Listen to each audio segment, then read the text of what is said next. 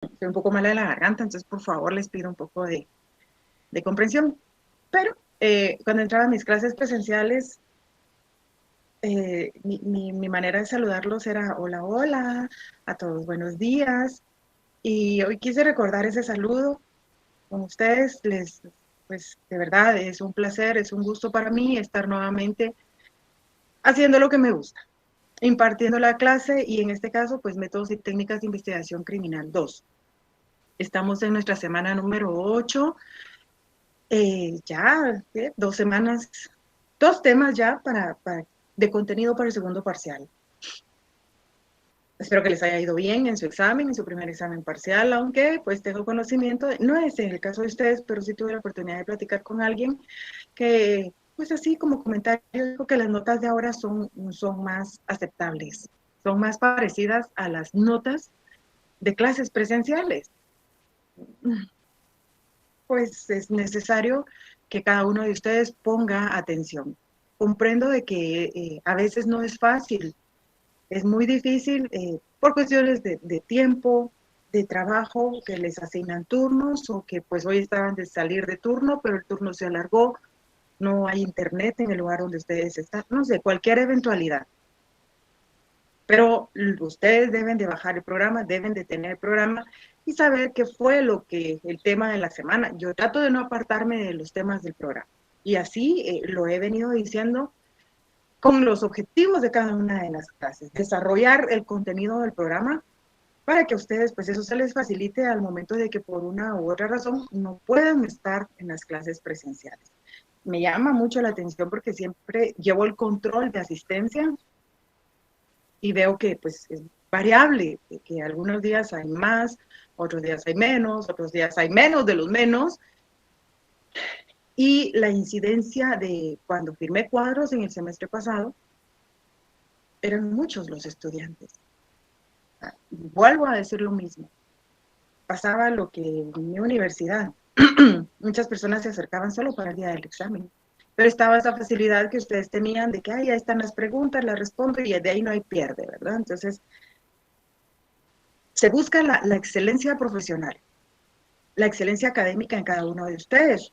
Ganar es fácil, cualquier persona lo va a hacer, pero aprender, eso es lo más importante. Así que, bueno, estamos en nuestra semana 8. El tema que vamos a desarrollar hoy es guías a tomar en cuenta en toda investigación. Es decir, lo que vemos hoy es fundamental y es esencial para todo tipo de investigación que vamos a realizar. Tal vez ustedes dirán, no, pues yo no quiero trabajar en el Ministerio Público, no quiero trabajar en el Instituto de la Defensa Pública Penal, no quiero trabajar en el Instituto de la Víctima, no quiero nada de eso. Pero ya usted en su ejercicio profesional puede que una persona llegue y le diga, mire, necesito que defienda a mi familiar o a mi amigo o a quien sea, o lo recomendé con una persona. No podemos quedar mal. Y ahí es donde van a aplicar ustedes este conocimiento. Y como dice el dicho, lo que bien se aprende no se olvida. Así que eh, quiero aprovechar para mandar un saludo a cada uno de ustedes, motivarlos, instarlos. Algunos no están en la mejor situación porque pues, he tenido conocimiento de que algunos se encuentran sufriendo quebrantos de salud. Mis oraciones para que pronto sean restablecidos esos cuerpos enfermos. Estamos pasando una situación muy difícil a nivel mundial y debemos cuidarnos, debemos protegernos y si ya lo hemos hecho y aún así estamos padeciendo quebrantos de salud, pues cada quien en su fe, cada quien en su convicción es de confiar en que va a ocurrir un milagro o que de hecho está ocurriendo un milagro. Entonces, de verdad, lamento mucho los quebrantos de salud que están sufriendo algunos, pero que siguen con el deseo y con esa lucha de poder superarse, de estar constantes aquí, no solo en mi curso, sino en cada uno de los del pensum, en sus actividades laborales, con su familia. De verdad, es una situación difícil que nos toca vivir a todos, porque a todos nos ha tocado vivir esto que está sucediendo. Algunas decisiones que se han tomado a nivel de administración pública han sido las más acertadas, otras no tan acertadas, pero ustedes, yo sí, cuando alguien se me acerca y no tiene mascarilla, yo sí le digo, por favor, no me hable. y pareciera uno que está siendo, no sé, discriminativo con alguna persona, pero uno debe cuidarse. Y pues, de verdad, al menos es lo que yo hago en mi casa. No recibo visitas. No recibo visitas. Y se los cuento así muy en confianza. Un familiar mío muy cercano vino no hace mucho y pidió autorización en la garita, lo dejaron entrar, pero yo no le dejé entrar a mi casa. Y le dije, disculpa, de mi casa no entra. Y me dijo, sos exagerada. No soy exagerada. O ver, míralo como tú quieras, le digo yo, pero ¿en qué te puedo servir? Y ni siquiera dejé que se bajara su vehículo. Y yo estando lejos. No, me dijo, solo te quería saludar. Ah, bueno, ya me saludaste y ves que estoy bien. Gracias. O sea, pesadísimo, porque hasta mi esposo me dijo así como que, no, le dije yo, tenemos que cuidarnos. Tenemos que ser muy celosos. Y si usted ve a alguien, dígale con respeto, con modo, ¿verdad? Mire, colóquese bien la mascarilla. He estado en muchos lugares en donde las personas hacen eso y lo aprendí. Señor, por favor, póngase bien la mascarilla. Y si no lo hacen, pues bueno, era cuestión de ellos, ya uno cumplió. Pero quise tomar este tiempo para manifestar mi solidaridad con ustedes, con los que están mal, no solo de salud, cuestiones laborales, cuestiones económicas, cuestiones académicas también. Cada quien sufre día tras día un calvario y bueno, a veces solo necesitamos que alguien nos diga que va a estar bien. Y pasa, todo pasa, va a estar bien. Como dice un meme, me gusta mucho ver, si pude con aquello, puedo con esto. Y así va uno por la vida pudiendo con todo. Así que después de estas palabras, ruego las disculpas si a alguien le molesta, entremos de lleno ya a nuestro curso. Nuestra clase de hoy. ¿Cuál es el objetivo de la clase? Bueno, proporcionar conceptos y definiciones útiles y aplicables en el trabajo que se debe realizar en el procesamiento del escenario criminal, especialmente las diligencias que se deben realizar de forma inequívoca en cada una de ellas. Es decir, cómo se va a trabajar cada escena del crimen, evitando cometer errores. Somos seres humanos y nos equivocamos, pero si nos estamos preparando y estamos constantemente leyendo, actualizando, concentrados también en lo que estamos haciendo, es menos probable que nos vayamos a equivocar. Hay errores intencionales, algo así como dolosos y culposos, ¿verdad? Hay algunos errores que uno dice, Dios mío, yo no me di cuenta que hice eso, pero no fue mi intención. Y hay otros que sí, bueno, ay, fíjese que yo no supe que lo estaba haciendo, pero ya el trasfondo de una situación es distinta. Busca el perjuicio de determinada situación, de determinado objeto, de afectar de una u otra forma lo que se está haciendo. Pero eso ya ahí hay intención, ya hay voluntad de la persona que está realizando de esa forma sus acciones. Pero lo que yo busco o lo que trato de hacer conciencia con esta clase es de que siempre estemos concentrados, de que ese don de mando, ese liderazgo que debe caracterizar a cada uno de los abogados, surja en el momento necesario. O sea, ay, es que me da pena decirles, o sea, sí, hay veces que da pena, pero debe de buscar uno la manera correcta de hacer su petición. O sea, así que como dice el dicho, ¿verdad? En el pedir está el dar. Dependiendo de la forma en que nosotros nos dirijamos a la persona, esa reacción vamos a tener. Una acción, pues una reacción. Y ustedes, como futuros profesionales, deben de tener el carácter para dirigirse con respeto a un juez, para dirigirse con respeto a un fiscal, para dirigirse con respeto incluso a su cliente, porque usted ni siquiera sabe si el cliente guarda demasiado rencor o es como una bomba de tiempo que solo está esperando un mal gesto o una mala mirada y con uno va a rematar. No. Entonces, ese carácter que se debe forjar día tras día, de hecho, pues ya están ustedes en 10º semestre, ya pienso que lo tienen, ya les falta poquito para poder culminar, o algunos pues ya están totalmente formados en cuanto al carácter, a sus peticiones, pero no es lo mismo hacer una petición ante una autoridad de la universidad, una autoridad del trabajo, a una autoridad judicial. No. Incluso, pues no me dejarán mentir, hay compañeros, muchos compañeros que forman parte del Ministerio de Gobernación, Policía Nacional Civil, para ser más concretos, más exactos, para hablar. Y no es lo mismo que ustedes como compañeros, como estudiantes, cuando estaban en las clases presenciales o aún virtuales, le digan a su compañero policía, mire, o mira vos, no, miren cómo se dirige uno, porque pues hay confianza en las clases, en las aulas, somos iguales. Eh, mira vos, préstame tu código, y se lo da, compañero se lo da. Pero usted no va a ir de esa forma a hablarle a un elemento policial en un operativo. No, hombre, mira, vos cómo vas a creer que por qué me detuviste, si no, yo estudio con unos compañeros de ustedes. Pues no, no es así. Hay formas y momentos para pedir las cosas. Así que es lo que yo quiero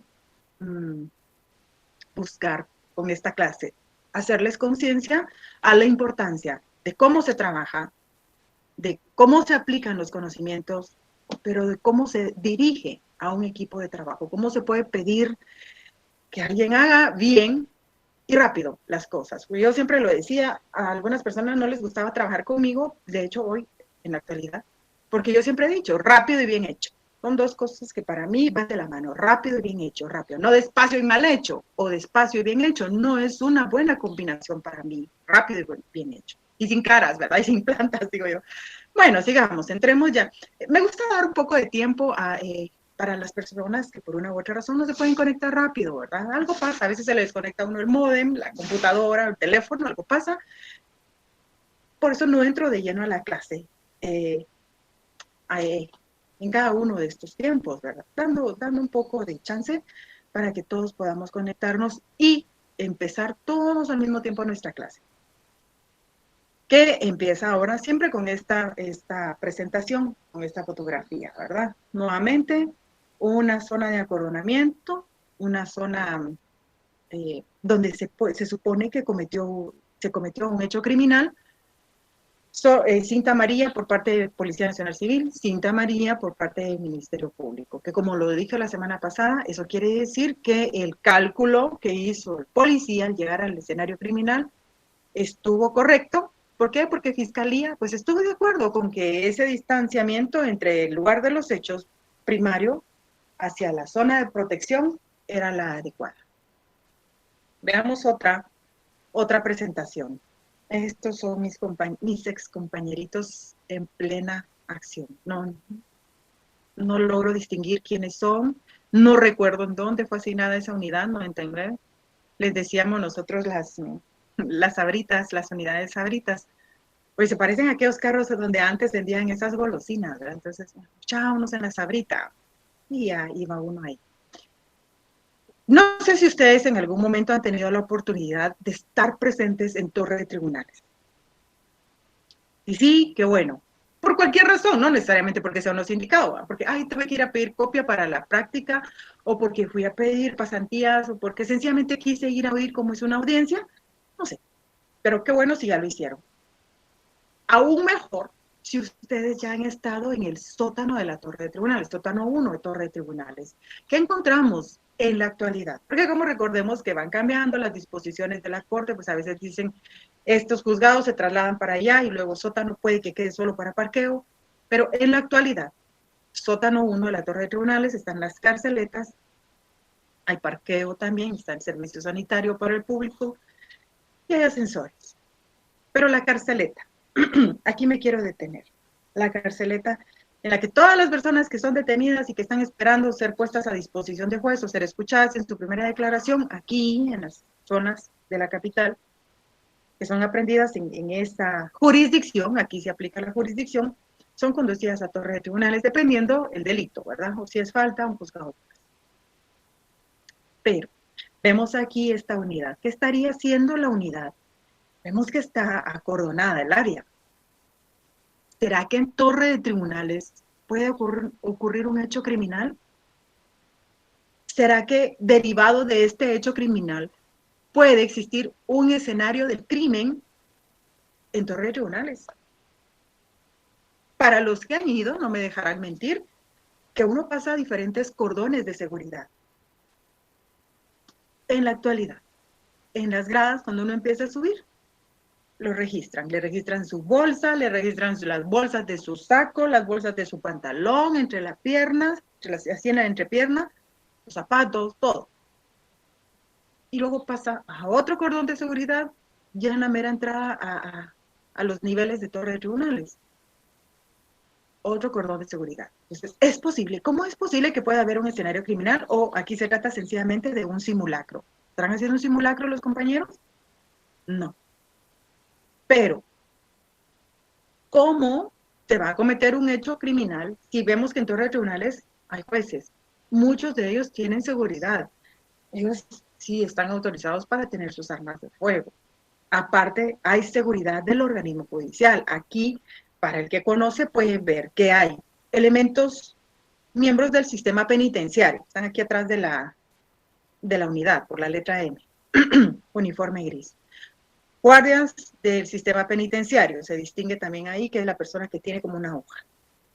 Policía Nacional Civil. ¿Cómo es posible que habiendo tanta seguridad en un lugar pueda ocurrir eso?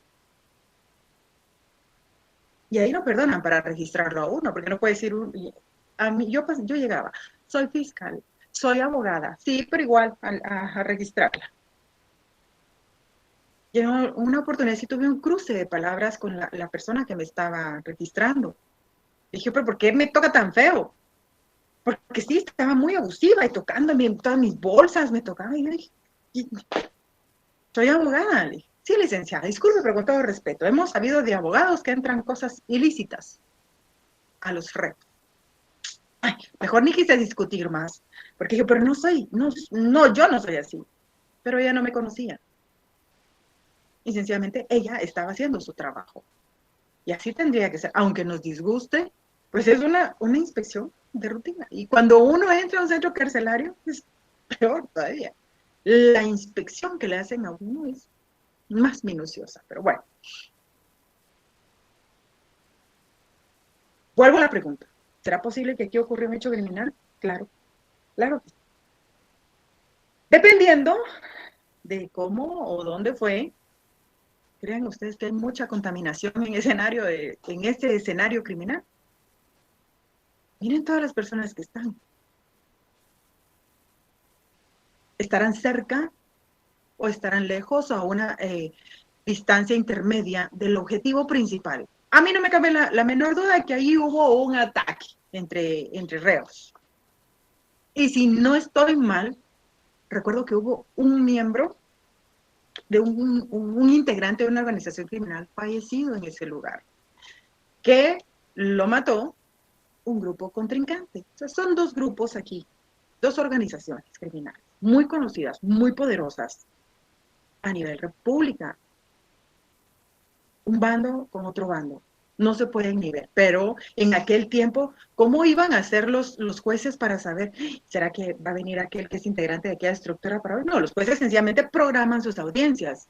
Y si no las programan, pues hay problema, porque entonces ya la familia empieza a decir, sí, que mire, que tiene 3 días, porque aunque ustedes no lo crean, la familia y los propios reos se conocen el proceso mejor que nosotros. Ahí se conocen los plazos, saben qué va a pasar, saben qué puede suceder, qué puede pedir el abogado, que existen las medidas desjudicializadoras, que existen las reformas de los actos de procesamientos, revisiones de las medidas de coerción. Ellos saben todo, se lo conocen. Tal vez no saben correctamente la aplicación, pero le van a preguntar, ¿por qué no se hizo eso? ¿O por qué no pasa aquello? Entonces reclaman cuando sus personas o sus familiares no son atendidos en tiempo. Y es por eso que los jueces sencillamente programaban sus audiencias y que los llevaran, pues ya era otra cosa. Pero el juez cumplía con señalar y respetar el plazo, respetar el plazo. Precisamente por eso era de que en las audiencias se chocaban. Y sí, ese era un encuentro de choque entre ambos grupos criminales que se odian a muerte, que hoy por hoy se dan muerte sin necesidad de saber quién es. O sea, a ellos no le importa saber si es grande, si es pequeño, si es su vecino, si en algún momento fue su compañero de estudio. No, sencillamente es contrario y hay que matarlo. Esa es la mentalidad que ellos tienen. Pues esto ocurría en cualquier lugar. Desde aquella, yo no sé si les conté alguna vez cuando se rompió el sur en el 2005, desde que se dio esa ruptura del sur entre estos dos grupos criminales, ellos no pueden verse, no se respetan y cobran venganza con sus compañeros caídos en donde se encuentren. Y esto pasaba en Torre de Tribunales. Entonces, ¿qué dispuso la Corte? qué medida, qué política criminal se implementó para poder controlar o ponerle fin a este tipo de violencia, porque ya vieron que no respetaban ni siquiera en torre de tribunales. Había muertos, habían amenazas de estallidos de granadas, o a veces en las propias audiencias, entre ellos mismos, ahí arremetían unos con otros, como lo establece el Código Penal.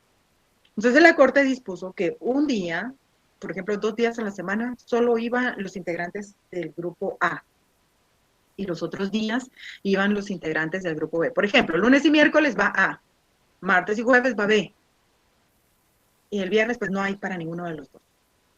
Y los paisas, como se les llama así a los civiles, los paisas pueden ir cualquier día de la semana, a cualquier hora. Entonces, allí con eso se logró frenar este enfrentamiento entre estos grupos. No coinciden, jamás van a coincidir, al menos en torre de tribunales, que estos dos contrarios, estos grupos contrarios, se encuentren y vuelvan a poner en peligro no solo ellos, la integridad de ellos, sino la integridad de todas las personas que estamos o que en algún momento pudieran estar allí, esperando alguna diligencia, esperando alguna información. Así que eso es, por eso a veces las unidades del MP están en torre de tribunales. Pero vamos nuevamente entonces ya. La clase de hoy es un repaso. Se dan cuenta de que todo es un repasito, pero con un poquito más de información, con un poco de información distinta de la que hemos visto ya, más técnicos, para que ustedes puedan ir puliendo sus conocimientos. Veamos qué es la escena de los hechos. Es el sitio donde aconteció la situación delictuosa a investigar. Es importante recordar que aquí entran en práctica los conceptos teóricos explicados anteriormente, sobre todo el principio de transferencia, el cual asegura que el delincuente siempre dejará indicios de su presencia en la escena de los hechos, los cuales, oiga, aquí no establece que podrán ser descubiertos, no, aquí está imponiendo la situación de descubrir los indicios que fueron dejados en el escenario criminal, es decir, los cuales deberán ser descubiertos. Vamos, aquí la teoría lo denomina la escena de los hechos, pero por favor saquen su código penal. Vamos a ver qué habla el código penal. Hoy sí vamos a usar un poquito nuestro código. Ya lo habíamos dejado guardado un tiempo, pero hoy lo vamos a desempolvar un poquito más. Código penal. Como mis hijos reciben clases presenciales, una vez la maestra le dijo a uno de ellos, ¿verdad? Vamos a ver fulanito, ponga en pantalla su libro. Y él le dijo, no lo traje. ¿Cómo no lo trajo? Sí, es que no lo tengo aquí. Pero si está en su casa, eso se lo creía cuando estaba aquí en el colegio. Le dijo, vaya, traiga su libro. Es que no lo tengo. Al final la maestra le dijo, no hizo la tarea. No, Miss, no la hice. Ah, bueno, entonces ustedes saquen su código penal.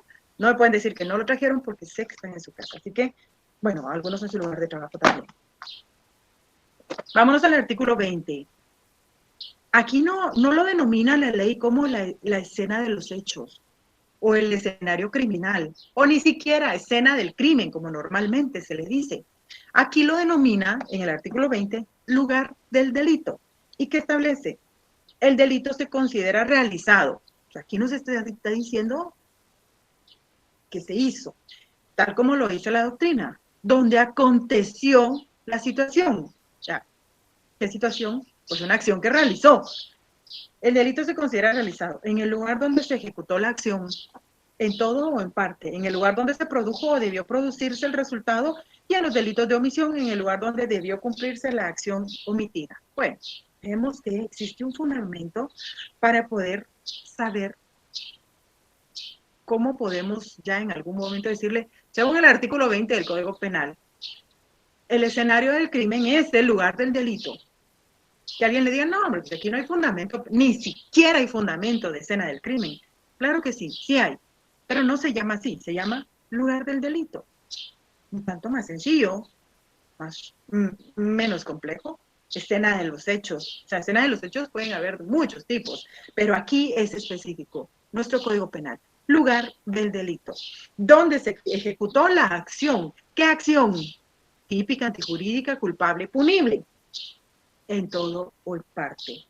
en el lugar donde se produjo, debió producirse el resultado, y en los delitos de omisión, en el lugar donde debió cumplirse la acción omitida. Bueno, sigamos. Una de las preguntas fundamentales en toda investigación es, ¿cuál fue la causa de muerte? Y retomo nuevamente este de la muerte, porque incluso en el Código Penal, si nos vamos al artículo 123, vemos que ahí comienza el capítulo 1 del homicidio simple, pero le damos un poquito atrás, para ser más concretos. Al final del artículo 122, ¿qué nos dice después del artículo 122 del Código Penal? Libro segundo, parte especial. Título 1, de los delitos contra la vida y la integridad de la persona. En el orden en que los legisladores quisieron ir sancionando las acciones típicas, antijurídicas, culpables y punibles, es decir, esas acciones que le fueran a causar reproche por lo que había hecho, comenzaron por el respeto a la vida. Siempre lo he dicho. Es fácil, bueno, no fácil, ¿verdad? Pero es más probable o más factible de que en cuanto a la pérdida de un bien mueble o inmueble derivado de la comisión de un delito, pues existe la posibilidad de que se pueda rehacer, que se pueda obtener de nuevo. Pero la vida no. La vida, como decía mi abuela, no es cola de garrobo, o sea, no nace nuevamente. Perdimos, o como los gatos, ¿verdad? Que se cree que tienen 7 vidas. Ya perdió una vida, ya ahora le quedan 6. No somos así. O sea, de hecho, ni en los gatos existe eso. ¿O sí? No, no. La vida y la libertad. Son los bienes más preciados que el ser humano puede poseer. Cualquiera dirá la salud, sí, pero bueno, aunque sea enfermo, pero estoy vivo. Respiro todavía, tengo esperanza, tengo fe de que voy a salir de esto. Pero es la vida lo más importante. Y la libertad también. Y es por eso que se quiso empezar, o presumo yo que fue la importancia que ellos vieron, de proteger este bien, la vida. Por eso establece aquí delitos contra la vida y la integridad de la persona. Y por eso en los ejemplos yo siempre pongo situaciones donde hubo persona o personas fallecidas. Tal vez ustedes dirán, ay, no, ella solo habla de eso porque solo estuvo con muertos. No, no, no. Gracias a Dios tuve la oportunidad de estar en otras fiscalías donde no se veía solo cadáveres. Se veía todo el Código Penal y otras leyes especiales. Veíamos todo tipo de delitos. Pero en cada uno de ellos es posible que se supere la situación. La vida, la pérdida de un ser querido es muy difícil de superarlo, y sobre todo si fue en situaciones violentas. O sea, cuesta más para la familia. Así que, por ejemplo, aquí pongo esto, en el caso de que exista uno o varios cadáveres, se debe de preguntar al momento de investigar, ¿cuál fue la causa de la muerte? ¿Qué le causó la muerte? Causa de muerte y manera de muerte son dos cosas muy diferentes. ¿Qué le causó la muerte? Herida penetrante de proyectil de arma de fuego. O herida punzocortante. Múltiples heridas por arma blanca. Eso le causó la muerte. Que los balazos, dicho de otra manera, la forma en que fue acuchillado, esa es la causa. Y la manera, bueno, la manera, ¿cómo murió? Pues es un homicidio, es una muerte violenta. Son homicidios, son asesinatos, son parricidios. Ya son las formas en que va a encuadrar usted esta muerte en los tipos penales. Y es por eso que en el caso de que exista uno o varios cadáveres, debe preguntarse usted, ¿cuál fue la causa de la muerte? Ah, recibió muchos disparos. ¿Quiere decir que vino alguien o varias personas? ¿Cuántas armas de fuego hubo? ¿Una, dos? ¿Cuántos disparos hubo? ¿Qué pasa si usted ve que hay, por ejemplo, 60 casquillos en un escenario criminal? ¿Qué le dice eso? Ay, seguro fue solo una pistola la que usaron. O sea, por lógica, fue más de un arma de fuego. ¿Cuántos tiros, cuántas balas le caen a una tolva normal? porque hay tolvas que ya están, o hay armas que son modificadas, ¿verdad? Pero eso es lo que usted tiene que plantearse. Sus preguntas, sus hipótesis, ¿qué pasó? ¿Será que un arma? Y si uno no sabe por qué hay cosas que de verdad uno no domina totalmente, entonces se acerca y pregunta al que sabe, al encargado del grupo de técnicos DICRIS. Mira, ¿será que hubo una o más pistolas aquí? O disculpe, ¿será que hubo solo un arma de fuego? ¿O como cuántas armas de fuego cree usted que hubo aquí? Ay, no sé, tú. Ah, bueno, tú me vas con el policía. Disculpe, ¿cree usted que aquí hubo un arma de fuego nada más involucrada o hubo varias? Ay, no, aquí hubo varias, licenciada. Solo mire, sacan hasta su tolva. Mire cuántos tiene la tolva. Y la tolva más grande tiene no sé cuántos tiros. 15, 18, no sé. ¿Que hay 60? Hubo más de un arma de fuego involucrada. Entonces, esta es la respuesta a esta pregunta determina el rumbo de la investigación. Si se trata de un suicidio, el caso se cierra. Ay, aquí puse mal, el caso se cierra. Un accidente podría tener consecuencias judiciales.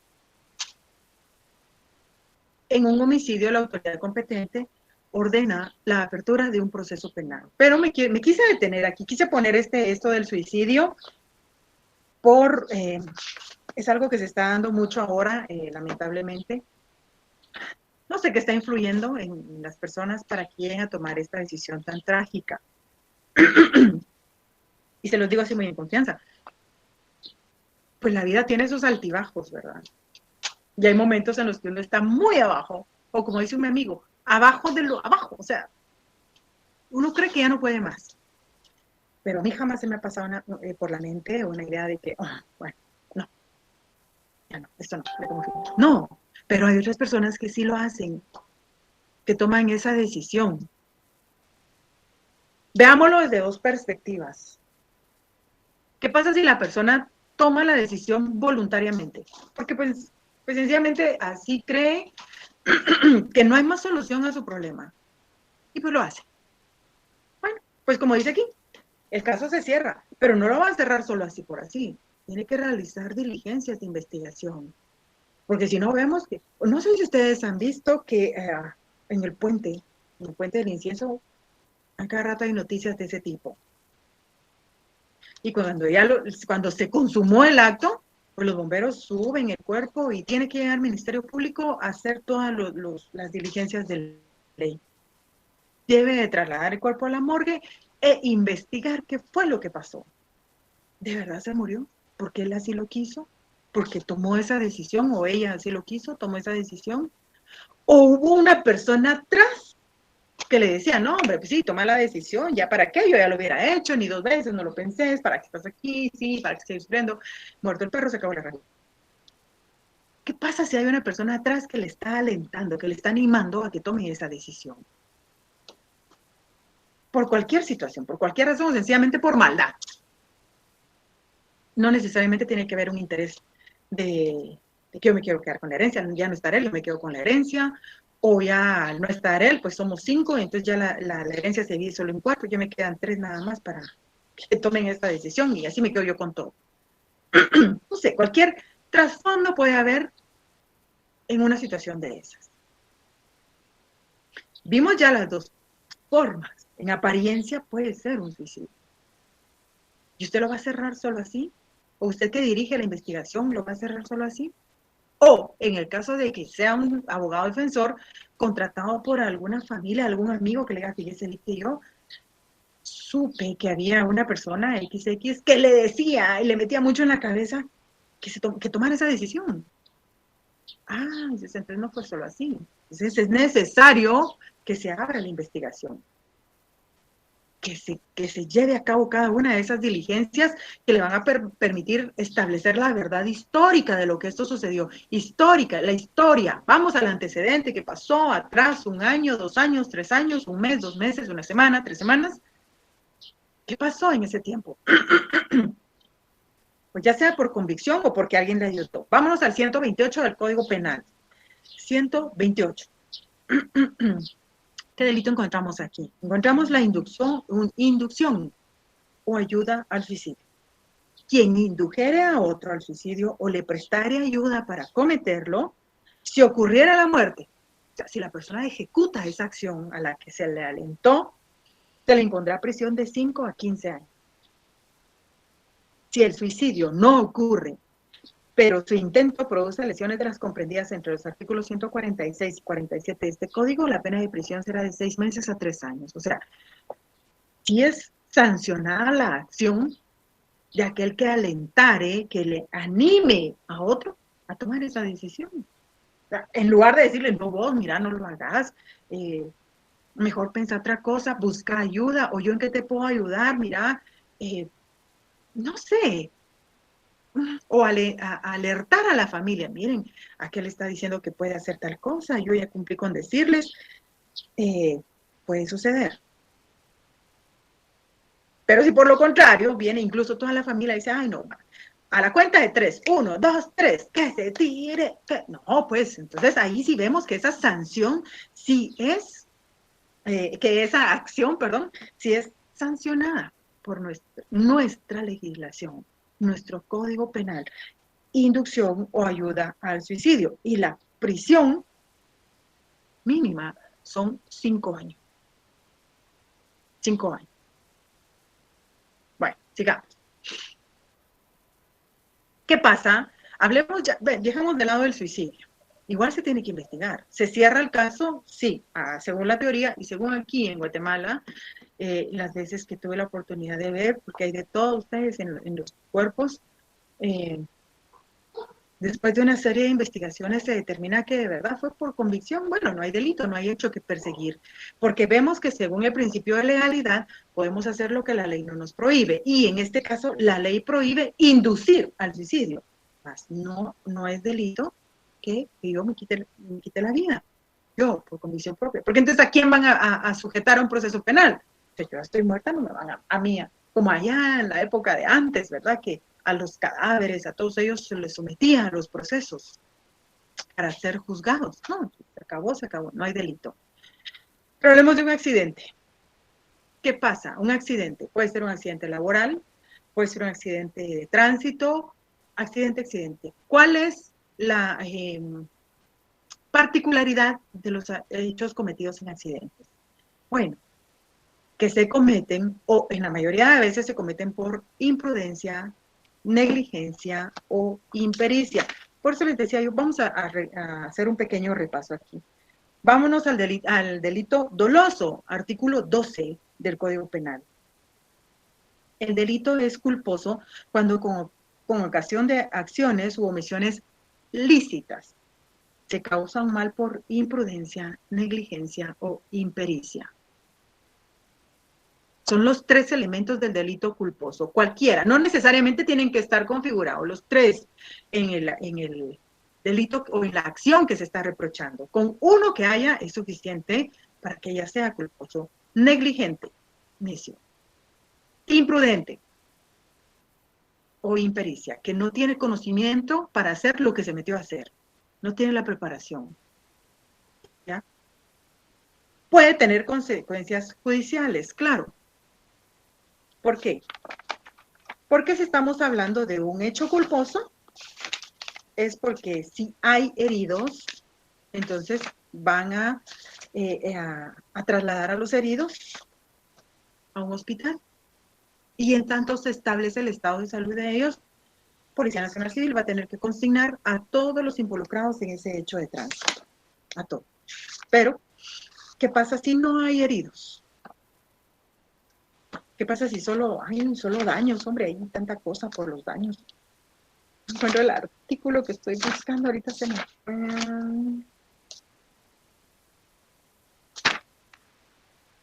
No encuentro el artículo. Alguien, el de responsabilidad de conductores. No sé por qué se me olvidó. Bueno, pues tengo tantas cosas en la cabeza. Antes decía, no hubo personas heridas, no hubo personas lesionadas. No, bueno, pues entonces solo los daños. Y los daños no los ve el Ministerio Público. No los investiga el Ministerio Público. Entonces vas a la vía civil o hace una querella por un delito de acción privada. Ahí arreglas.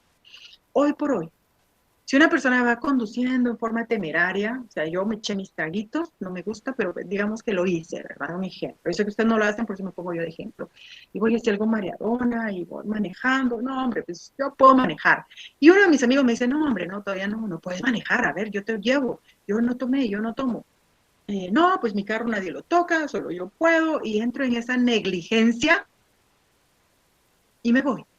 Pues ya vieron, llegué bien. Pero a mi paso pasé botando un poste, pasé, no sé, chocando otro carro, le quité el retrovisor a una moto, no sé, hice muchas cosas en el camino.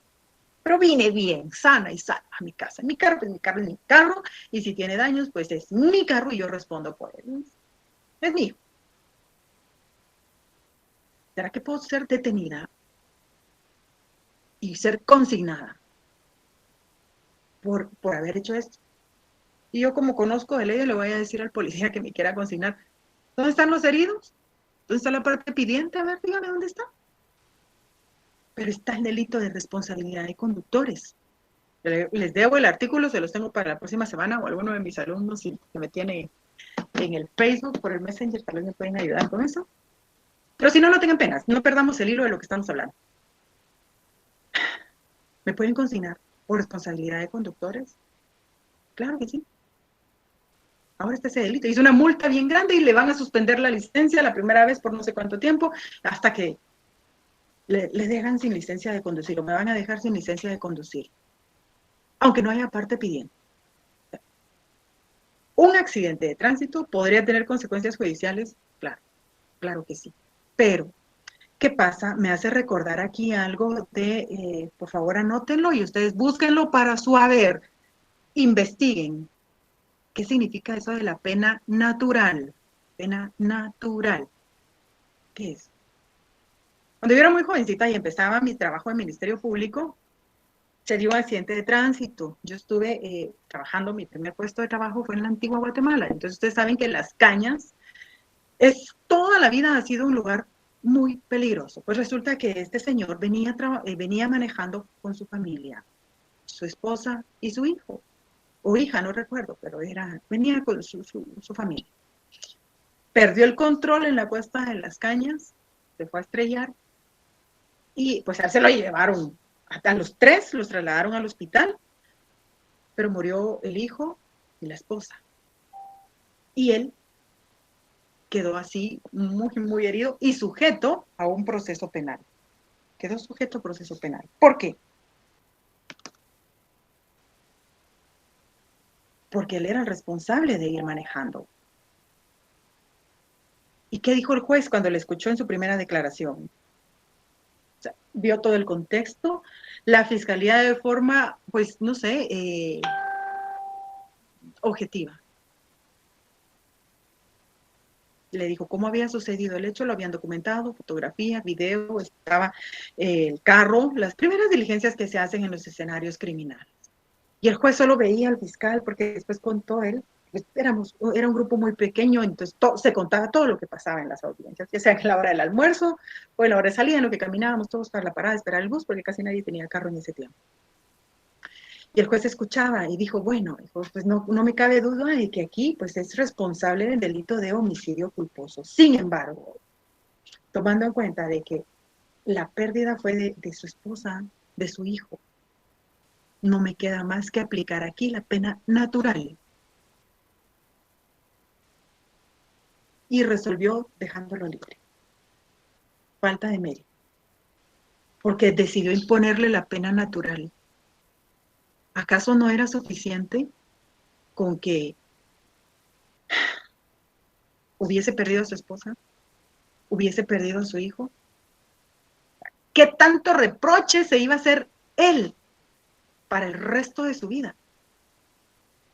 Y yo siempre lo he dicho, ante un hecho de tránsito, algunas personas, los sobrevivientes, dicen, bueno, pero es que perdí a mi esposo, perdí a mi hijo, perdí a mi esposa, perdí a mi hijo. Muy bien. Cuando es reciente la acción, la persona dice, no, pues yo no voy a hacer mi vida con nadie más. Pero conforme pasa el tiempo y se va superando la situación, existe la posibilidad de que rehaga su vida. puede conseguir nuevamente un esposo, una pareja, una esposa, pero no un hijo. O sea, un hijo no lo sustituye nadie más. Entonces decía el juez, 157 del Código Penal, la responsabilidad de conductores. Muchas gracias. Ay, sí, gracias. Muchas gracias, Melvin, por el apoyo. Sí, entonces, pero es que ustedes se saben de memoria todos estos artículos porque los pone en práctica a diario, ¿verdad? Incluso lo estaba buscando por ahí por el 150. Bueno, 157, responsabilidad de conductores. Ya voy a hablar un poco de esto, pero hablaba sobre la pena natural. El señor pudo haber, bueno, era un doble reproche. Por mi culpa, perdió mi esposa la vida. Por mi culpa, perdió mi hijo la vida. Más adelante, a la vuelta de los años, puede que pase, puede que no pase. El señor tenga una pareja nueva, puede empezar una nueva familia y que a raíz de esto tenga otro hijo. Pero este hijo no le va a sustituir al que ya perdió. Entonces, el juez explicó todo eso de la pena natural. Era primera vez que yo escuchaba ese término, la pena natural. Pero siempre va a tener consecuencias judiciales, porque el fiscal que llegó a levantar los cuerpos y hacer todas las diligencias nos dijo, bueno, yo le concedo la pena natural, no se lo lleven, no lo conduzcan, no lo pongan a disposición del juez. No, o sea, un accidente de tránsito sí, casi siempre va a tener consecuencias judiciales. Y veamos hoy sí, hablemos del 157, responsabilidad de conductores. Será sancionado con multa de 50 a 1,000 quetzales. Ah, pero es que esto ya fue reformado, creo yo, ¿verdad? Sí, no tengo la reforma, en 2001. Y privación de la licencia de conducir de 3 meses a 3 años, de 1,000 quetzales, multa de 50 a 1,000. Creo que la multa fue la que fue modificada aquí. Pero sanciona a quien maneje, quien condujere un vehículo de motor bajo influencia de bebidas alcohólicas o fermentadas, fármacos, drogas tóxicas o estupefacientes. 2. Quien condujere un vehículo de motor con temeridad o impericia manifiesta o en forma imprudente o negligente. Aquí está tomando en cuenta los elementos del delito culposo, poniendo en riesgo o peligro la vida de las personas, su integridad, sus bienes o causando, oiga aquí, intranquilidad o zozobra pública. ¿Qué pasa cuando uno mira que va un carro rapidísimo? ¡Ay! Dice uno, ya me puso en zozobra. Esas acciones hoy por hoy sí son sancionadas. ¿Por qué? Porque esa política criminal del Estado lo que busca es evitar que ante esta maniobra, o sea, este manejo de una forma incorrecta, ya sea imprudente, negligente o bajo alguna influencia, va a tener un final más trágico. O sea, que los bienes se pueden hacer, sí, por supuesto. Mi hijo me estaba contando hace poco que un jovencito de 16 años estaba aprendiendo a manejar. O sea, tenía algunos conocimientos básicos y en la autorización de los padres agarró el vehículo y manejó. Gracias a Dios no hubo ninguna pérdida humana, pero perdió totalmente el control del vehículo y se fue a empotrar en un poste del tendido eléctrico. Un poste. ¿Cuánto cuesta un poste? Entonces ya le dije yo, ay, qué bueno, mi hijo, que no mató a nadie. Pues se quiera que no el poste, pues cuesta como 18,000 quetzales o 20,000, le dije yo, un poste. Y puede pedir el papá, porque ahí va a ser el responsable el papá, puede pedir un convenio de pago. Ay, no, mamá, me dijo, fíjate de que el poste, lamentablemente, donde él se fue a empotrar, tenía 2 transformadores de la energía eléctrica y cada transformador está valorado en no sé cuántos miles de quetzales. Y el poste entonces ya no vale lo que tú dices, sino que vale muchísimo más. ¿Va a entrar a batear aquí un juez? Puede que sí, puede que sí. ¿Qué pasa? Porque es menor de edad. Bueno, sabemos que los menores a ellos no se les va a someter a un proceso penal, sino que a ellos se les denomina en conflicto con la ley penal. Bueno, vamos. Vimos ya el caso del suicidio, vimos el caso del accidente, vámonos ahora a un homicidio. ¿Qué pasa? En un homicidio la autoridad competente ordena, así que casi que de inmediato, la apertura de un proceso penal. ¿Y por qué lo va a hacer de esa forma? Porque tiene que encontrar quién fue el responsable o demostrarse que una persona que ya fue aprendida es la responsable de haber dado muerte a esta persona. Aquí, sí o sí, tiene que entrar un juez para poder determinar si es responsable, si no es responsable, si con lo que se ha logrado recabar puede que exista una sentencia condenatoria o una sentencia absolutoria. Sigamos. Determinar si una persona fue o no asesinada parece ser sencillo, pero no siempre es fácil discernir si la víctima ha muerto por causas naturales, si ha ocurrido un accidente o si se trata de una acción premeditada de asesinato. Eso, nuevamente, sin contar la posibilidad de un suicidio. Y cualquiera dirá, no, hombre, pues es fácil, si está muerto allí y no tiene signos vitales, pues lo mataron. Sí, el fin es el mismo, la muerte. Pero la manera, ¿cómo ocurrió esto? Es lo que le va a marcar a usted la diferencia. ¿Para qué? Ya sea como acusador, como defensor. Y si no ha llegado a ese punto profesional todavía, pues como investigador, como técnico recolector de indicios, como auxiliar fiscal, que va a dirigir usted la investigación. No es sencillo, porque si fuese sencillo, entonces el Código Penal se hubiese quedado solo con el artículo, con dos artículos, el 123 y el 132. Sencillo, o es homicidio o es asesinato, punto. Pero no, dependiendo de la escena que usted encuentre o ante la información que usted tenga, porque ya cuando uno es abogado defensor, uno no tiene la oportunidad de estar desde el principio del proceso. A uno lo llaman cuando ya el Ministerio Público ha hecho su trabajo. Hasta ahí. No está uno viendo, ay, cómo van a levantar este indicio. No, o sea, ahí uno tiene que ir viendo con la fotografía, cómo han documentado el expediente. Y poder distinguir qué tipo penal le va a aplicar a usted a esa acción, a esa escena. Porque vemos que hay muchos. Sin ir muy lejos, el título 1, el capítulo 1, perdón, nos dice, nos habla del homicidio simple. Homicidio simple, así de sencillo. Homicidio. Y no solo nos deja el artículo 123, nos habla del homicidio cometido, bueno, el homicidio simple, como le llamamos nosotros, el 123. Luego, homicidio cometido en estado de emoción violenta. 2, homicidio en riña tumultuaria. 3, 4, homicidio preterintencional. 5, homicidio culposo. Vamos también a 1, inducción o ayuda al suicidio. Tal infanticidio. Suposición de muerte no, porque pues no hay fallecido. Luego tenemos que ir a los homicidios calificados, que siempre el fin es una o varias personas muertas, pero en circunstancias muy distintas a las que ya vimos anteriormente, a las 6 o 7 que mencioné. Tenemos el parricidio, el asesinato, la ejecución extrajudicial y, si nos vamos a la ley contra el femicidio y otras formas de violencia contra la mujer, tenemos el femicidio. Tiene que saber diferenciar usted cuál de estos tipos penales le va a aplicar a esa persona que ya perdió la vida.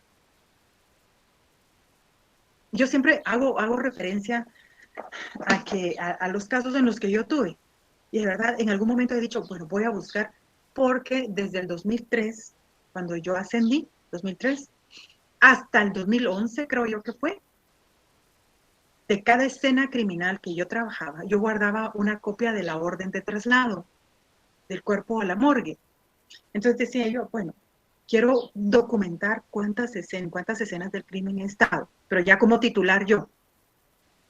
Pero el 2011 para adelante, ay no, dije yo, ya qué aburrido andar guardando todo esto, pero conservo todavía todo ese dato. No sé en dónde está, porque tengo una bodega donde guardo toda mi papelería, pero en algún momento lo voy a sacar y les voy a compartir cuántas escenas del crimen vi.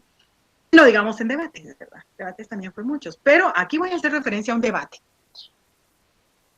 Resulta que la mujer dio muerte al hombre. No era cualquier hombre, era su pareja, era su esposo, era su compañero de vida, que le daba mala vida. O sea, él la golpeaba, había violencia, era un matrimonio bien disfuncional. Había mucha violencia entre ellos, muchos celos, mucha desconfianza. Y en algún momento la mujer se cansó y perdió los estribos y dijo, bueno, ya no más, estoy cansada. Algunas personas decimos, bueno, estoy cansada y lo que hacemos es ponernos a llorar o nos vamos o no sé, o echar un traguito, no sé, cualquier cosa. Cada quien va a canalizar su frustración, su tristeza, su furia de maneras distintas, pero aquí esta mujer lo hizo y dijo, bueno, ya me cansé y pegó un disparo, ¿verdad? Se levantó, todo, se procesó la escena del crimen y al momento del debate, ¿por qué creen ustedes? Bueno, de la acusación, ¿por qué delito se acusó? Pues la fiscalía, yo era parte de la fiscalía y acusé por parricidio. Parricidio, ¿qué establece el parricidio? Vámonos al 131. Quien conociendo el vínculo matare a cualquier ascendiente o descendiente, a su cónyuge o a la persona con quien hace vida marital será castigado como parricida. Y la pena es de 25 a 50 años. 25. O sea, quiera que no, yo iba a pedir como pena mínima 25 años al haber acusado por parricidio. Bueno, pues así se fue, nos fuimos al ofrecimiento de prueba, la defensa no hacía mayor cosa y resulta que en el debate, porque como no siempre va el mismo abogado por ser de la defensa pública penal, resulta que me tocó o me asignaron a uno de los mejorcitos de la defensa pública penal, que es mi amigo. Y cuando yo lo vi dije, ¡ay! Me mandaron a este, seguro este viene y trae alguna estrategia que por eso viene tan callado. Bueno, hola tú, ¿cómo estás? Y todo, porque el litigio de uno no tiene que ser entre nosotros como profesionales. O sea, el problema es de otras personas, no nuestro. Nosotros solo vamos a tratar de solucionarlo, si se puede. Y si no, pues entonces a velar por el debido proceso. Yo, hola tú, ¿cómo estás? Y a ti te mandaron. Sabía que eras tú, me dijo, porque él no es de aquí, él es extranjero. Sabía que eras tú, chica, me dijo. Mira, ¿por qué te fuiste por la acusación de parricidio? Y él empezó con todo. No, pues es que sí, hubo parricidio. No, chica, me dijo, vamos a ver, entremos al debate. No me hizo ningún problema, no hubo incidentes, no hubo nada. Yo decía, Dios mío, estaba planeando algo y no sé, no logro descubrir qué. Bueno, al momento de las conclusiones, le dieron la palabra a él y él dijo, bueno, efectivamente la fiscalía ha planteado una acusación por parricidio, porque dice que mi cliente le dio muerte a su esposo.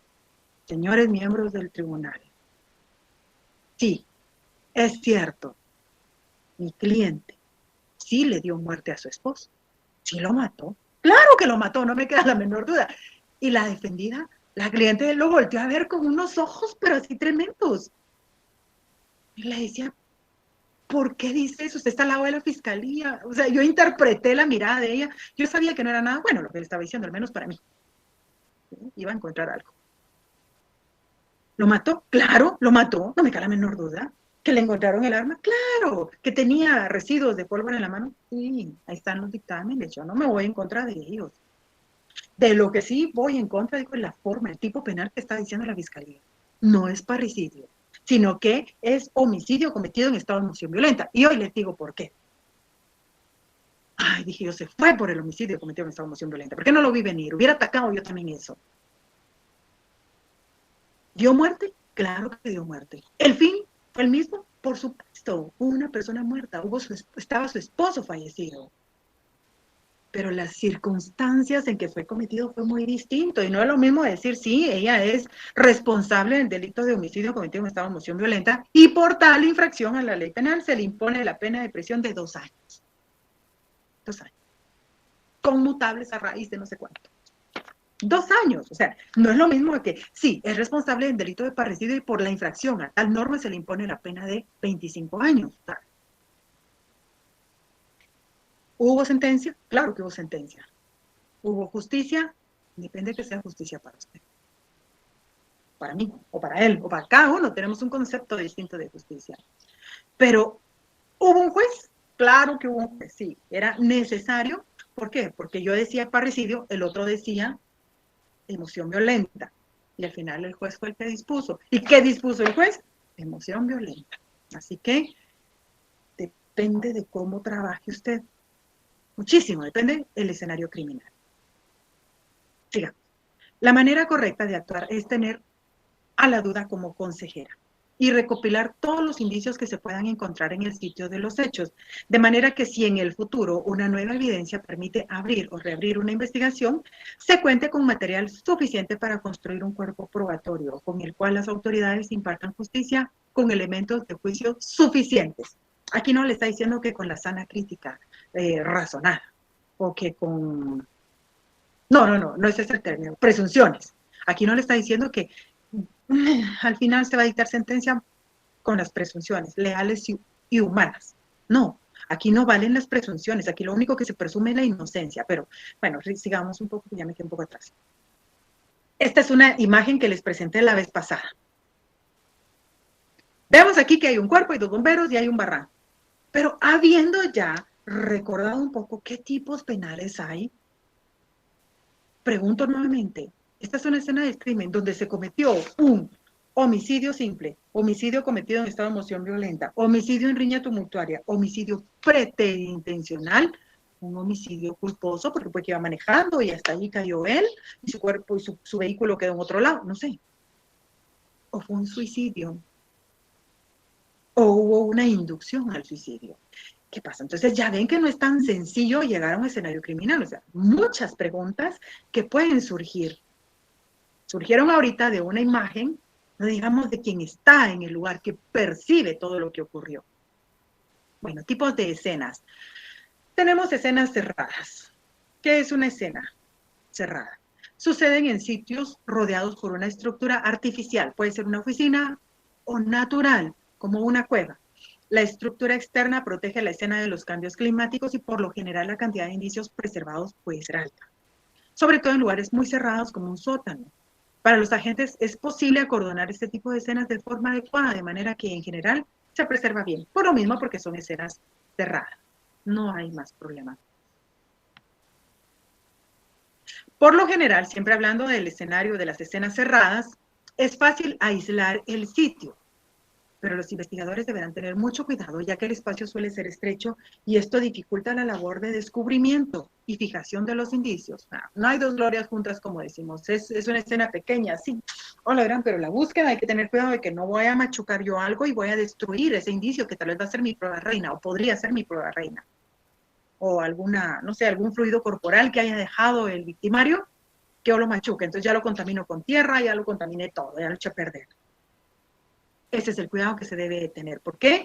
Porque ese es el lado malo, por así decirlo, de una escena cerrada, pequeña, que al buscar indicios se debe tener ese cuidado para no destruir ninguno a medida que realizan su trabajo. Aquí tenemos el ejemplo de una escena cerrada, pues aparenta ser una sala o la sala de una oficina. Aquí hay otra escena cerrada. Bueno, quisiera contarles tantos casos, pero mejor no paso al siguiente. Escena cerrada, estos tipos de escena ocurren mucho aquí en Guatemala, regularmente en los hoteles o en las pensiones que son de bajo costo, se encuentran casi siempre mujeres sin vida en esos lugares. Vámonos a la escena abierta. Corresponde a lugares al aire libre como parques, aceras, calles, zonas rurales o bosques. Aquí el efecto de las condiciones ambientales es notorio y los indicios pueden desaparecer muy rápido, precisamente porque no hay que las proteja, no hay algo natural o pues artificial que vaya a cuidar o que vaya a librarlos de cierta forma de las inclemencias del tiempo. El peor escenario es sí, aquí comparto, el peor escenario es un asesinato en un día lluvioso. Pues aunque no sea asesinato, aunque sea un homicidio, en un día de lluvia, es terrible. Es terrible porque no puede andar uno ahí con sus cositas muy delicadas de que, ay, no me quiero mojar, ay, que mis zapatitos. No, pues ahí va usted trabaje y si hay sol, qué bueno. Si hay lluvia, pues qué bueno también. Lo importante es que uno tiene trabajo. La lluvia le va a lavar la escena del crimen. Porque a la llegada de los investigadores, muy seguramente, gran parte de los indicios se habrán perdido para siempre. Muchos de ellos terminan en los fragantes, terminan en los ríos, en los lagos, incluso si se utilizan mecanismos de protección adecuados. Es imposible con el agua busca salida, pasa. Yo recuerdo que habían escenas en las que los bomberos decían, mira, licenciada, si no se apura la correntada, y no la correntada de un río, la correntada de la carretera, pues llevarse el cuerpo, y nos va a costar más después buscarlo. Entonces, ¿qué hacemos? Bueno, muévalo de ahí y llévalo a un lugar donde no pase el agua. ¿Hubo contaminación de escena? Claro. ¿Hubo alteración de escena? Por supuesto. Pero es eso, a lo malo, lo menos malo. En situaciones de lluvia, debe correr el riesgo y tomar la decisión de qué va a hacer en ese momento. Las escenas abiertas entrañan dificultades adicionales para el investigador, ya que las condiciones climáticas y los curiosos pueden echar a perder los indicios. Condiciones climáticas y curiosos nos menciona la teoría. Pero ¿qué pasa si quien echa a perder la escena del crimen es uno mismo? ¿O va a ser usted como fiscal que está ahí dirigiendo el trabajo? ¿O va a ser usted como técnico recolector de indicios? ¿O va a ser usted como investigador criminal? Aquí no lo menciona, pero ocurre, puede ocurrir. Era lo que yo les decía al principio. Hay errores que se cometen de verdad que uno ni se dio cuenta que pasó. Y hay otros que ya se hacen a propósito. Aquí les quiero poner esta imagen. Esta imagen es de una escena de crimen real. ¿Qué vemos aquí? Bueno, pues vemos esos paneles que dice el Ministerio Público y que se utilizan para evitar el morbo de los curiosos. Porque ¿qué se acerca a la gente a ver? Al muerto. Ay, quiero ver cómo está el muerto. Y después hablan, ay, tenía mucha sangre, tenía muchos disparos, yo no pude dormir. ¿Pero quién les dice que vayan a ver? Nadie. Pero para resguardar la integridad, el pudor, el respeto a ese cuerpo sin vida, se ponen esos paneles. Bueno, vemos que hay un vehículo, hay 3 personas del Ministerio Público, al fondo hay una zona de acordonamiento, me atrevo a decir que es un carro de bomberos el que está ahí, y curiosos, o familia, no sé. Pero es una escena abierta. Siga, escenas mixtas. Los hechos ocurren en un escenario abierto y cerrado a la vez. Por ejemplo, una casa que tiene un patio interior o una oficina que comunica a la calle. Incluso se podría decir que la mayor parte de las escenas son de este tipo, porque así el crimen se cometa en un sitio cerrado, es posible encontrar pistas al descubierto en los alrededores. Claro,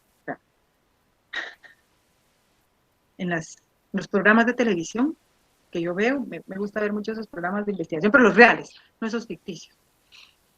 Los basados en hechos reales. ¿Qué dicen? Que encontraron el arma de fuego en el río Mississippi, que encontraron la ropa que utilizaron ellos en el lago, no sé, el lago Salt Lake. Y los hechos fueron, no sé, a 150 kilómetros, de donde se supone se deshicieron de los objetos que utilizaron para cometer el escenario criminal, para cometer los hechos, las acciones, los delitos.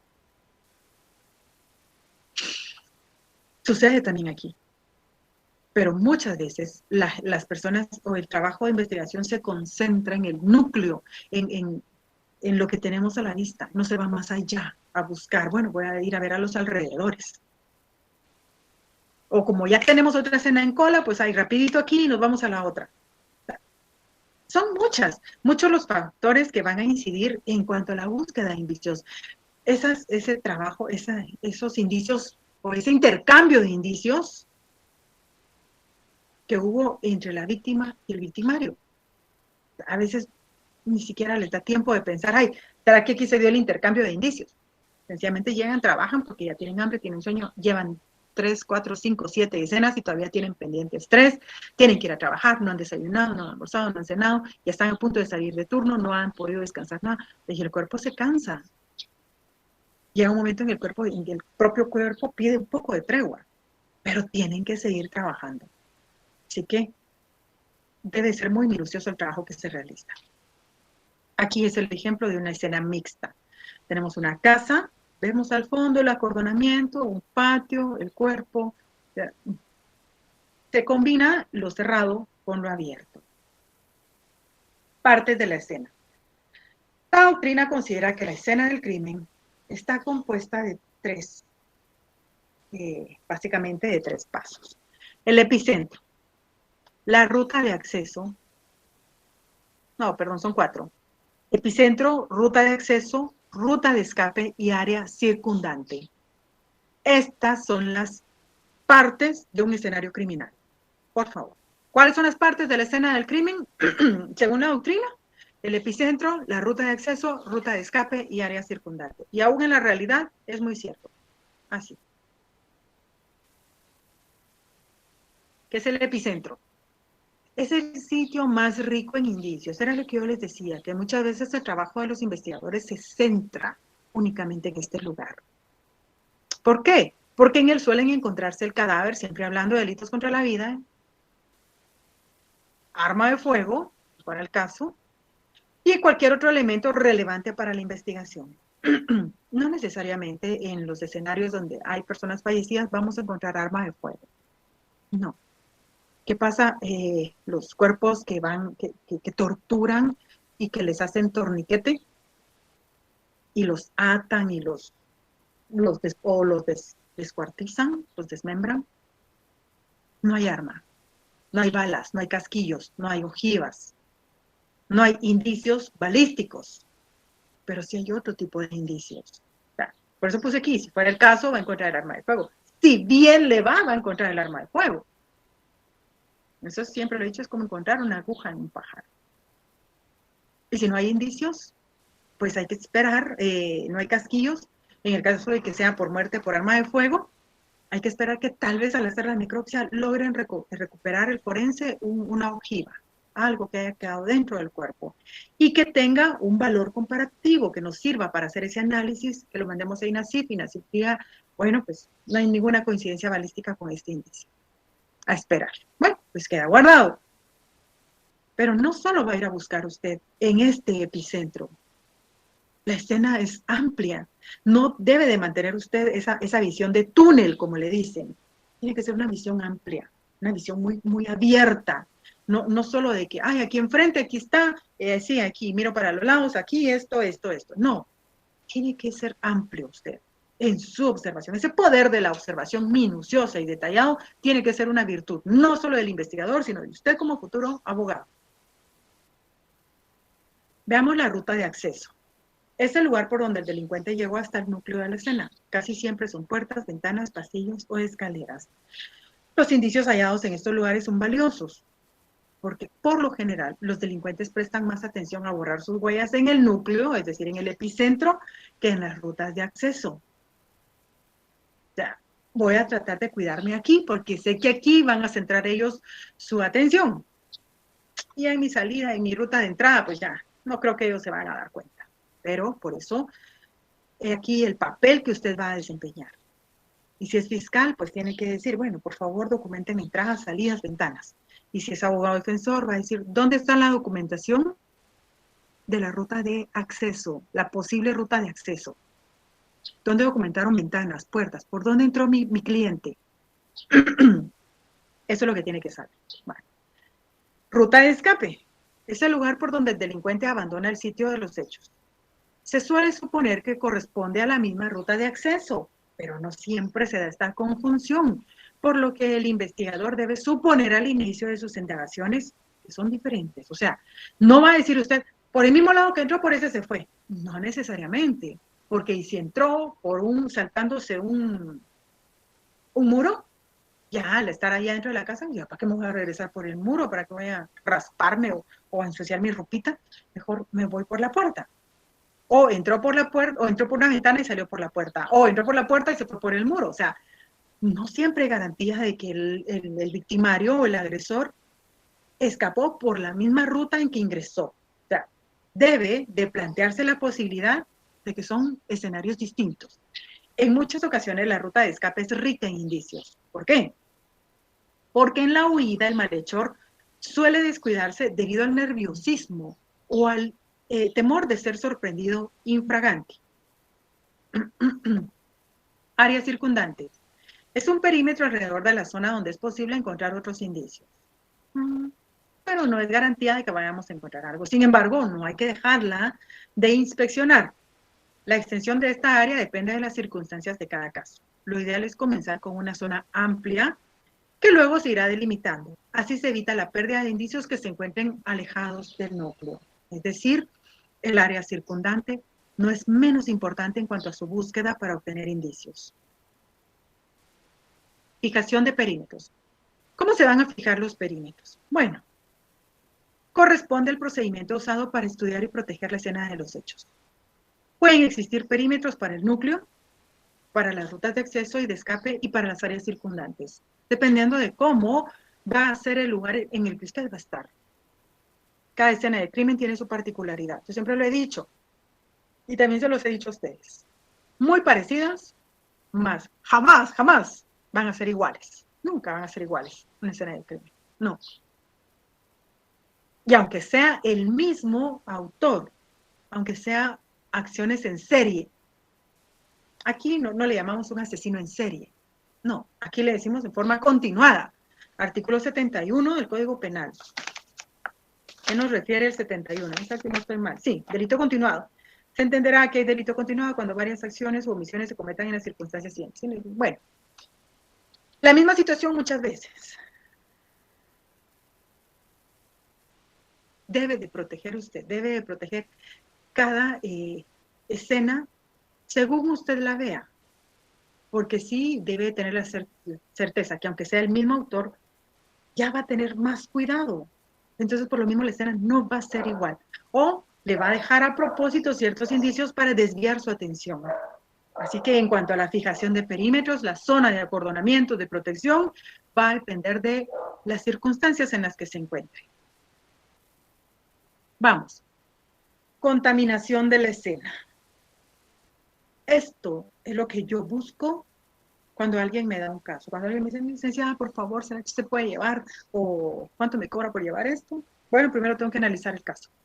Esto es lo que busco como abogada defensora. ¿Qué contaminaron en la escena del crimen? ¿Qué hicieron mal? ¿O qué no se hizo? ¿Qué se dejó de hacer? Y si hizo esto, ¿por qué lo hizo? ¿Y por qué lo hizo así? ¿Por qué no lo hizo de esta manera? Lamentablemente, yo no sé si algunos de ustedes ya buscaron el manual de normas y procedimientos para el procesamiento de la escena del crimen. Es un libro grande. O sea, cuando lo imprimí, yo no dejaba de imprimir, me empezó a decir, me va a gastar toda mi tinta. Pero era mucho, es un libro, es como el grosor del manual del fiscal. Y los propios trabajadores muchas veces ni lo leen, los nuevos. No estoy diciendo que todos, porque más de algunos sí se van a preparar muy bien. Pero la mayoría no lo hace. Y al no tener conocimiento de cómo va a hacer su trabajo, sino que vamos allá al empirismo, a que nos da esos conocimientos pedantes. ¿Por qué? Porque solo le pregunto que, mira, ¿y esto cómo se hace? O sea, me dice cómo se hace, pero ¿y si él lo hace mal? Pues necesito ir a ver yo para ver si lo que él me dijo es cierto. Necesito comprobarlo, verificarlo. No leen ese manual de procesamiento de escena del crimen. No lo leen. Y ocurre mucho esto. Cuando se habla de contaminación de la escena, se hace referencia a los cambios, la manipulación o el daño a los indicios presentes en el sitio de los hechos. Puede ocurrir por factores como el clima, las personas, los animales, bacterias y otros. Para evitarlo es necesario la preservación, que consiste en proteger de un daño posible, de un posible daño, todo aquello que se encuentra en un lugar donde se consumaron los hechos. Aquí nos indica que una escena del crimen se puede contaminar por el clima, obvio. Si está lloviendo, se van los indicios, se lava nuestra escena. Hay mucho aire. Ay, el aire se llevó, no sé, algo, algún vello, algún cabello, algún pelo, alguna fibra, el aire se la llevó. Bueno, pero esto no lo podemos dominar, esto escapa de nuestras manos. Estamos tratando de hacer un trabajo perfecto, pero hay cosas que no podemos controlar. Está bien, el clima, las personas, curiosos, bomberos, policías, nosotros mismos. Y vuelvo, con o sin intención, los animales. Los animales también van a contaminar la escena. Vemos los perros rascan. Y al rascar, ay, sí, encontraron un hueso y se lo llevaron. Resulta que es un hueso humano. O los animales carroñeros. Empiezan a comerse los cuerpos. Y por lo mismo, pues entonces ya hay bacterias y ya hay muchas cosas más. Todo esto va a contaminar. Pero, como indica aquí, es necesaria la preservación. No siempre está en nuestras manos esa preservación de los indicios. No siempre vamos a proteger a nuestros indicios, nuestra escena del crimen. Vamos aquí. Hoy sí ya, ¿recuerdan aquella escena donde estaban los paneles del Ministerio Público y habían 3 personas? Y les describí yo la escena, que había un carro de bomberos, había familia, curiosos, no sé. Este es un titular que salió en uno de los medios escritos. Escena del crimen fue contaminada. O sea, ustedes pueden buscarlo. Ahí está la fecha. No es que yo le esté haciendo publicidad a ningún medio de comunicación. Sencillamente los estoy tomando para fines didácticos con ustedes. No estoy plagiando imágenes, porque ahí está quién es la autora de la foto, la fecha en que fue publicado. Pero fue contaminada la escena del crimen. ¿Ustedes creen que las personas que fueron detenidas posteriormente, porque sí tengo entendido que hubo dos personas detenidas, el abogado defensor había dicho, bueno, pues eso es fenomenal para mí. Este titular casi que me resuelve el caso. ¿Por qué? Porque aunque a ellos hayan sido, yo voy a tratar de sembrarle la duda al tribunal. Hubo contaminación de escena. ¿Por qué? ¿Qué ven ustedes de malo aquí? Yo veo a un joven trabajando. Yo veo a un joven que está aplicando con brochita, buscando alguna impresión dactilar. Eso es lo que yo veo que está haciendo. Tiene su mascarilla, tiene su gorrita, tiene su chaleco que lo distingue como trabajador del MP. ¿Qué hay de malo en esto? ¿Qué creen ustedes que él está haciendo mal? De la presentación 27, ¿verdad? Veamos nuevamente esta, que es más panorámica. ¿Qué hay aquí? Vemos que está el joven de gorrita, siempre. Allá afuera de los paneles, una persona está hablando por teléfono, está afuera del panel. Y otra, pues como que está poniendo una bolsita o su mochila ahí a un ladito. Esta imagen corresponde a ese titular que acabamos de ver. Veamos entonces. La contaminación también puede ser intencional. No estoy diciendo que así haya sido con mis ex compañeros de trabajo, que de verdad, a veces el cansancio o el desconocimiento o la creencia que lo estamos haciendo bien, pues nos demuestra que todo es contrario, ¿verdad? Pero la contaminación puede ser intencional y se presenta cuando el autor del delito trata de borrar o desaparecer los indicios mediante el uso de productos de limpieza. No estaba ocurriendo ahí. Sustancias químicas o reacomodo de cosas, entre otros. Eso sí podría ser. Pero como digo, no sé si es, me atrevo a decir que no era intencional. Los cuerpos policiales son los responsables de mantener intacto el lugar, velando por su protección y conservando los indicios en su estado original. Ellos no deben alterar ni mover los objetos. O sea, me consta que los compañeros con los que yo trabajaba, policías, eran muy celosos con la escena del crimen. Y sé que hoy por hoy siguen haciendo su trabajo de esa forma. Ellos lo único que van a hacer es, o lo que pueden hacer en una escena del crimen es realizar una descripción del lugar y recolectar información de testigos presenciales para establecer de forma preliminar cómo sucedieron los hechos. Pero la contaminación también hace referencia al traspaso de material del indicio al investigador. O sea, yo como investigadora puedo contaminar el indicio, lo que obliga a acatar las normas de bioseguridad pertinentes, dependiendo del material a recolectar. La máxima en este aspecto es no contamino y no me contamino. O sea, no lo ensucio ni me ensucio. Es indispensable el uso de guantes y de elementos apropiados para recolectar indicios. Vuelvo a esa imagen. ¿Cuál es el error ahí? No hay guante. La otra persona que estaba hablando por teléfono tampoco tenía guante. Solo uno de los tres, de los que integran el equipo de recolección de indicios, una nada más llevaba guantes. Pero aquí era donde yo le decía, ¿dónde está su carácter como director de la escena del crimen? Como fiscal. Así vas a trabajar. O así va a trabajar, disculpe. ¿Sí? ¿Por qué no se pone guantes? Ay, es que me sacan alergia. Pues entonces que trabaje alguien más. Pero usted no puede trabajar eso. Es que no hay guantes, fíjese que no tenemos. Pues compre un par. No, el Código de Trabajo establece que el patrono es el responsable de darme todos los suministros necesarios para ejecutar mi trabajo. O sea, es cierto que así es. Pero muchas veces tenemos que poner de nuestra bolsa para que el trabajo salga lo mejor posible. Un par de guantes. Bueno, hay farmacias en todos lados. Vamos a comprar un par de guantes. Y no trabajes así, por favor. Solo miren la magnitud del problema en el que estaban metiéndose. Aparte de que no es pero la prensa le dio mucha cobertura.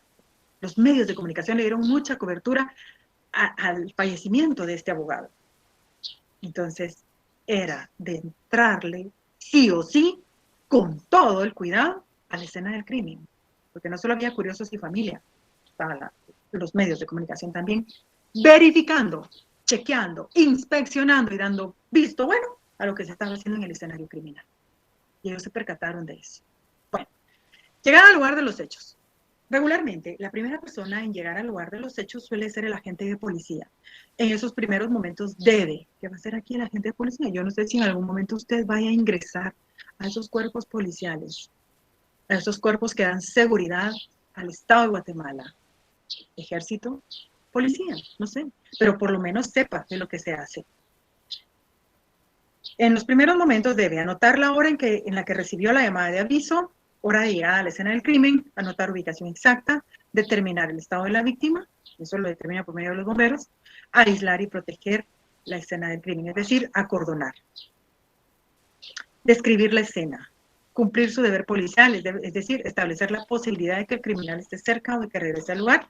En ese caso, su deber es aprenderle. Redactar una breve descripción sobre el estado de tiempo. Tomar todos los datos de los testigos, rendir informe policial. Es decir, rendir su informe, la prevención policial. Según mi experiencia, todas las prevenciones policiales que trabajé con policía cumplían casi con todo, menos con un punto que aquí establece. Jamás dijeron el estado del tiempo, una breve descripción sobre el estado del tiempo. O sea, no nos permitía día soleado, día con lluvia, día nublado, sin dar mayor explicación. Eso no lo hacen. Pero eso es lo que dice la teoría que se debe de hacer. Desde mi perspectiva, considero que sería importante también que se pusiera, se anotara ese tipo de situaciones, pero ya como cada quien tiene su protocolo de redacción de informes, pues así se ha hecho siempre y ha sido bueno. Protección de la escena. La principal función de la gente es acordonar el lugar para evitar la destrucción de los indicios. No se espera de él que investigue las causas del crimen o construya hipótesis sobre el posible agresor. No es función de él. Recordemos que quien investiga, artículo 251 de la Constitución Política de la República, es el Ministerio Público. Y si nos vamos ya a la ley orgánica del Ministerio Público, dice que es el fiscal general, el jefe encargado del Ministerio Público y que lo va a delegar en sus fiscales de sección, de distrito, agentes fiscales, auxiliares fiscales. O sea, es el fiscal el que va a investigar, pero sí o sí es el Ministerio Público el único que va a investigar y es por eso que aquí hago énfasis que la función de la gente en una escena del crimen, el primero en llegar es resguardarla, protegerla, acordonarla en la medida de lo posible. No tiene que él, no se espera de que él investigue las causas del crimen, que construya hipótesis sobre quién es el agresor. Sencillamente que la escena de los hechos se mantenga intacta. En escenas abiertas, mixtas, se usa el acordonamiento. Y en escenas cerradas, aquí en Guatemala se utiliza un custodio. Es decir, se le pide que cuando, por ejemplo, es una casa y no se puede acordonar, que designen a una persona para que controle el ingreso. Se ubica en la puerta. ¿Para qué? O en donde el fiscal diga. Su función es restringir el acceso a toda persona no autorizada. Bueno, como les dije, no fue nada nuevo, es un repaso de lo que ya hemos visto acerca de las diligencias que se tienen que realizar, las básicas, en cuanto al procesamiento de una escena del crimen. Espero verlos el próximo fin de semana. Les deseo un bendecido inicio de actividades que puedan, pues, solucionar cada uno de los inconvenientes que tengan, quedo a sus órdenes y pues les deseo feliz día también. Hasta luego.